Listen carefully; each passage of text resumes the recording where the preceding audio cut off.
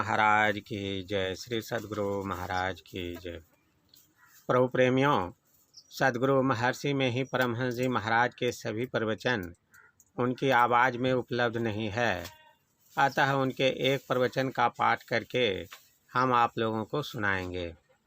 गुरु महाराज की आवाज़ की स्मृति बनी रहे, इसके लिए आइए पहले गुरु महाराज की आवाज़ में उनके प्रवचन के प्रारंभिक बोल सुने। इसके बाद एक प्रवचन का पाठ करके सुनाया जाएगा।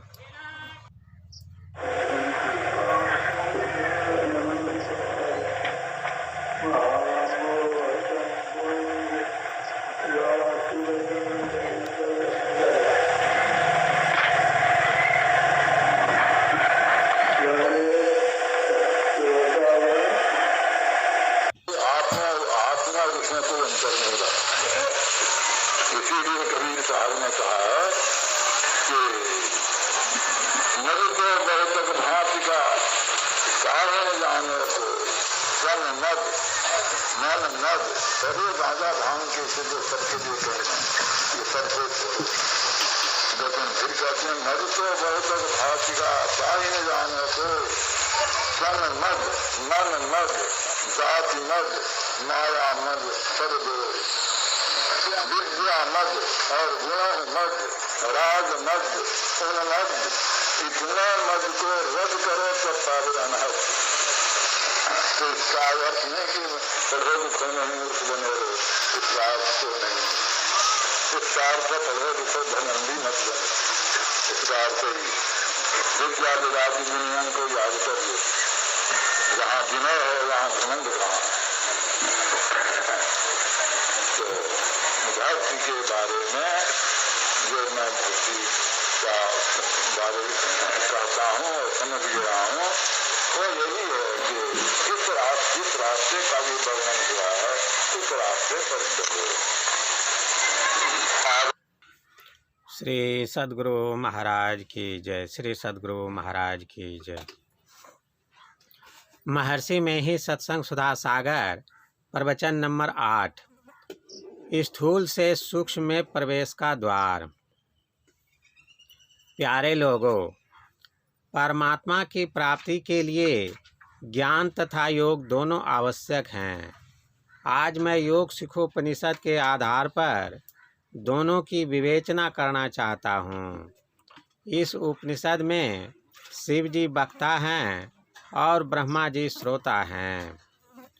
योगहीनं कथं ज्ञानं मोक्षदं भवति भो योगोऽपि ज्ञानहीनस्तु न क्षमो मोक्षकर्मणि तस्माज्ज्ञानं च योगं च मुमुक्षुर्निर्मभ्यसेत्।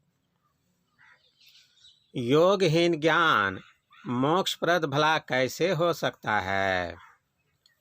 उसी तरह ज्ञान रहित योग भी मोक्ष कार्य में समर्थ नहीं हो सकता है।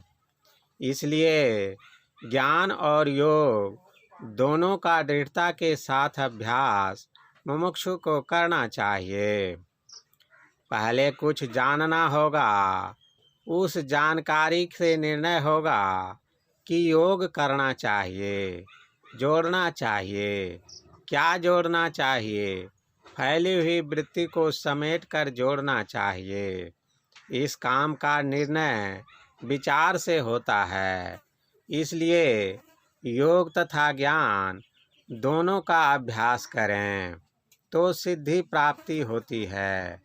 केवल योग करें और प्राप्तव्य वस्तु को न जानें तो भटक जाएगा। इसलिए ज्ञान विहीन योग फलप्रद नहीं होता। योग परमात्मा तक पहुंचाता है तथा पहले ही ज्ञान में निर्णय होता है कि परमात्मा तक पहुंचना है। केवल वाक्य विनोद से काम नहीं चलेगा। योग से सिमटाव होता है, सिमटाव में ऊर्ध्वगति होती है, ऊर्ध्वगति में आवरण छेदन होता है तथा सब आवरणों को पार कर कैवल्य दशा प्राप्त होती है, तब परमात्मा की प्रत्यक्षता होती है। हम लोगों को गुरु महाराज का उपदेश है, ध्यान करो तथा सत्संग करो, अर्थात योग एवं ज्ञान दोनों करो। मेरे पास गुरु महाराज की बहुत सी चिट्ठियां हैं। एक चिट्ठी में लिखते हैं, रोजाना अभ्यास करो, चाहे कुछ देखो या न देखो।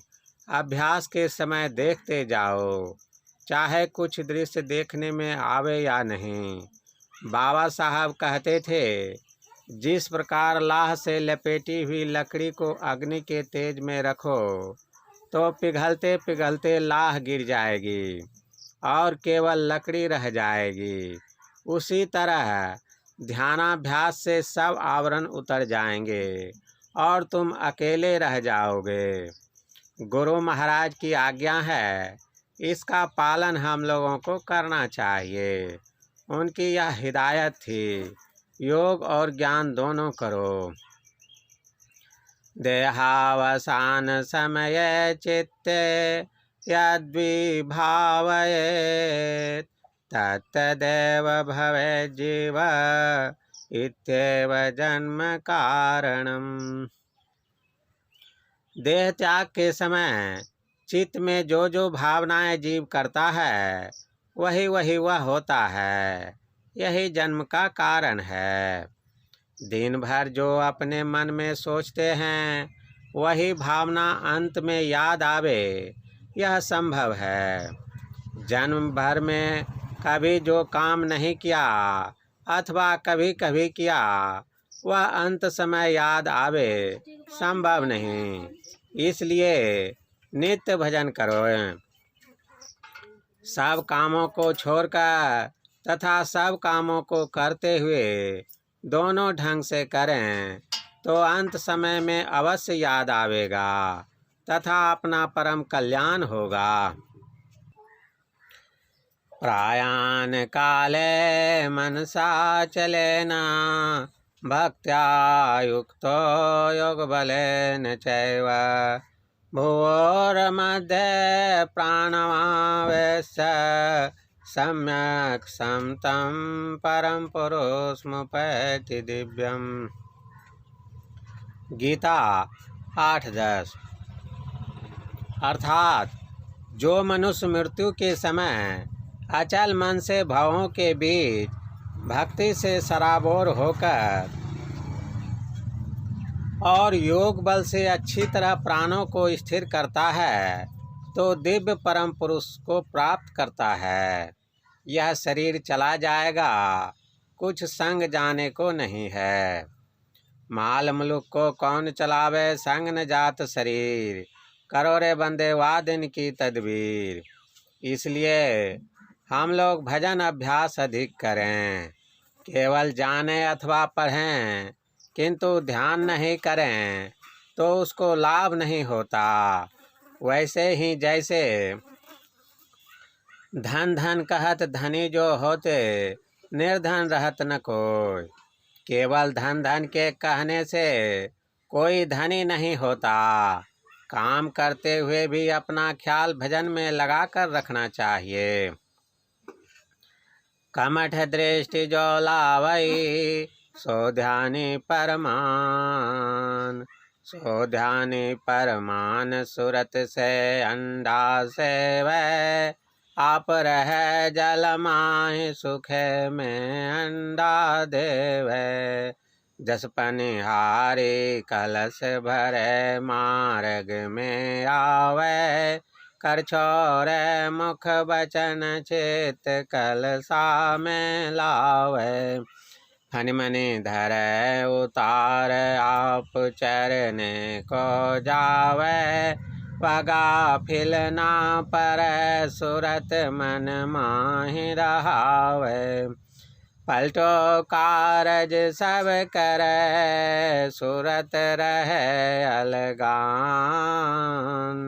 कमठ दृष्टि जो लावई सो ध्यानी परमान। पलटू साहब, भगवान श्री कृष्ण का गीता में अर्जुन के प्रति यह उपदेश है, युद्ध भी करो तथा ध्यान भी करो। काम करने के समय भी हमारा ध्यान न छूटे, ऐसी कोशिश करनी चाहिए। जो दोनों तरह से भजन करते हैं उनका मन विशेष बिखरता नहीं। इसलिए ऐसा अभ्यास करना चाहिए कि प्रयाण काल में हमारा ख्याल गड़बड़ न हो जाए कि बारंबार जन्म लेना पड़े तथा दुख उठाना पड़े। इससे जो नहीं डरते वह नहीं कर सकते। डर करने डर परम गुरु, डर पारस डर सार, डरत रहे सो उबरे, गाफिल खावे मार। पिंड पाते न या मुक्ति, सा मुक्तिर्न तु मन्यते, देहे ब्रह्मत्व मायाते, जलानाम सैंधवम यथा, अनन्यताम यदा याते, तदा मुक्त स उच्यते। अर्थ, मरने पर जो मुक्ति होती है वह मुक्ति नहीं है। मुक्ति वह है जबकि जीव ब्रह्मत्व को प्राप्त कर लेता है। जैसे नमक जल में घुलकर एक हो जाता है, इस तरह जब जीव उससे अन्न नहीं रह जाता तब मुक्ति होती है। जीवन काल में जिसने मुक्ति प्राप्त कर ली है उसे मरने पर भी मुक्ति प्राप्त होगी।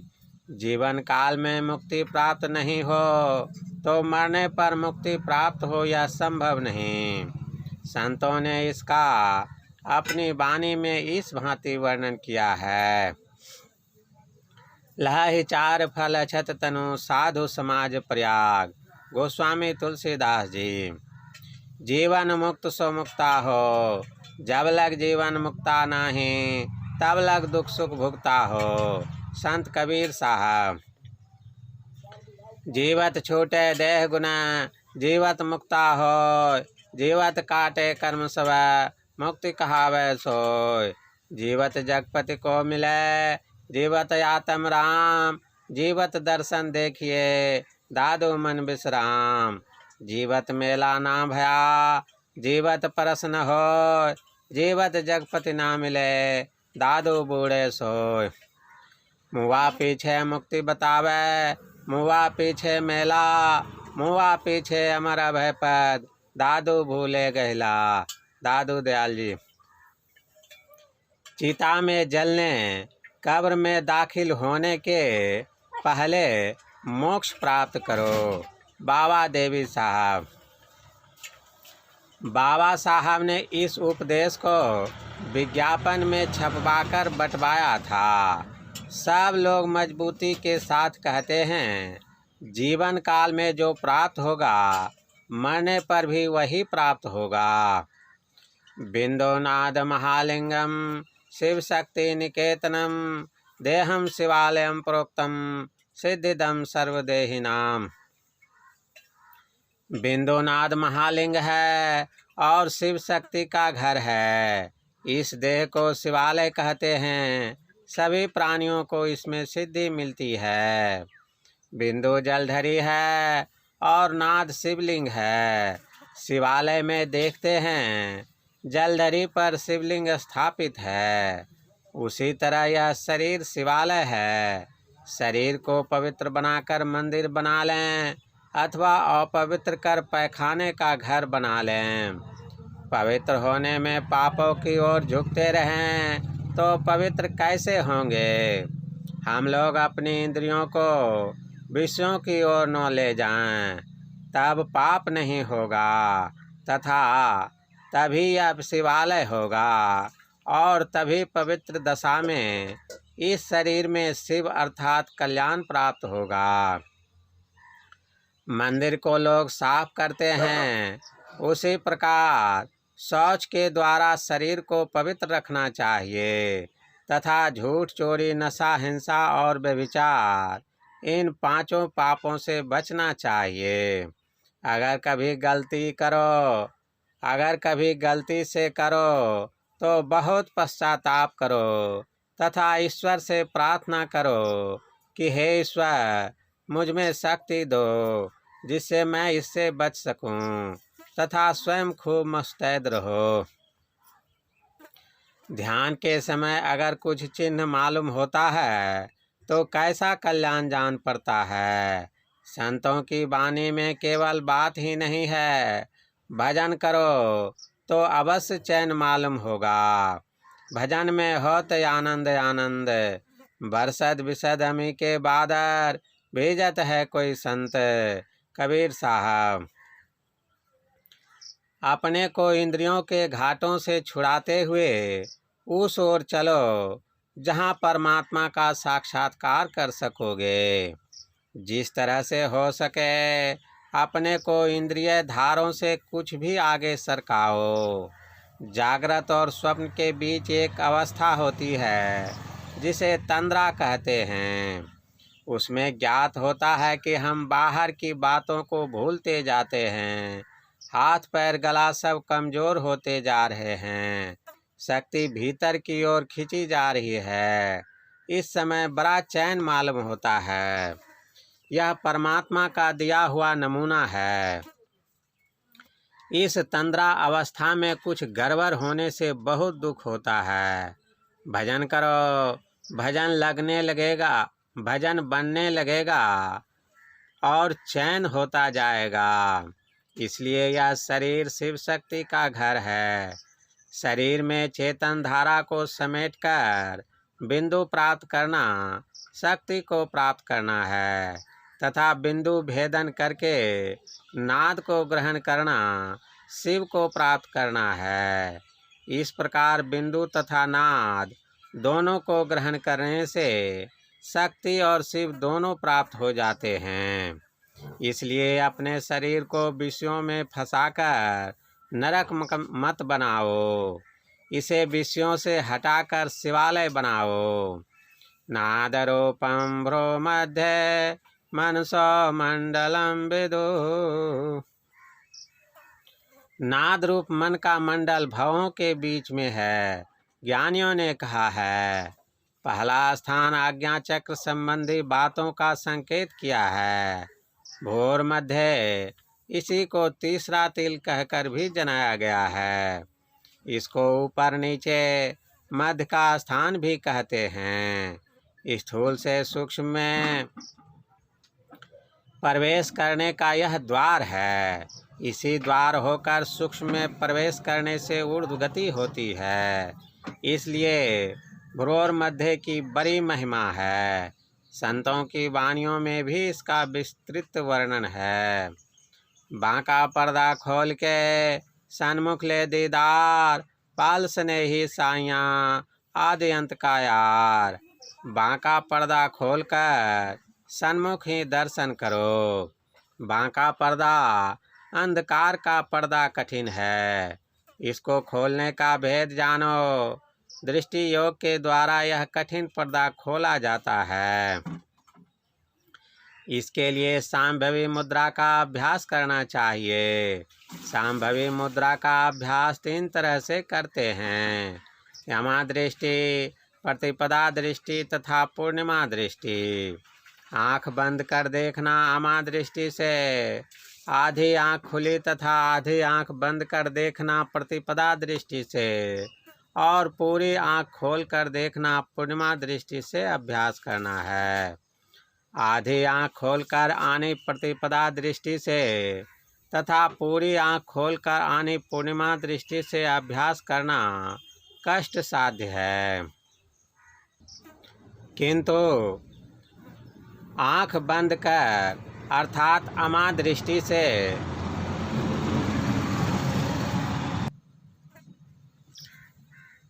आँख बंद कर अर्थात अमा दृष्टि से अभ्यास करना कष्ट साध्य नहीं, सुगम तथा सरल साधन है।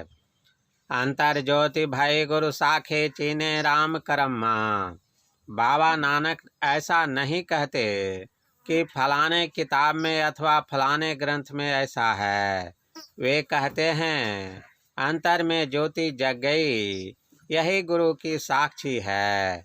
तब राम की ओर से जो बख्शीश दयादान होता है पहचान में आता है।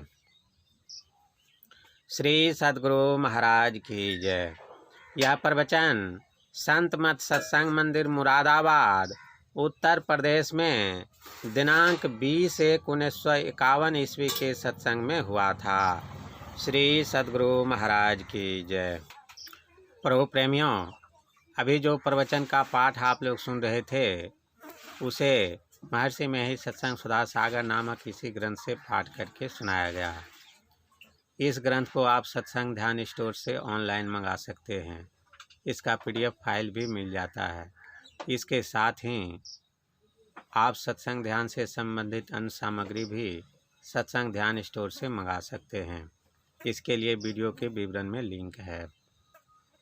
अगर आपको इस तरह का वीडियो पसंद है तो इस चैनल को सब्सक्राइब करके अपने इष्ट मित्रों को भी बतावें तथा हमें भी कमेंट करके बतावें कि आपको इस प्रवचन के पाठ से क्या लाभ हुआ, आपने क्या ज्ञान प्राप्त किया। इससे आपके ज्ञान का रिवाइज होगा और आप सत्संग की बातों को जल्दी जल्दी समझ सकेंगे। श्री सद्गुरु महाराज की जय।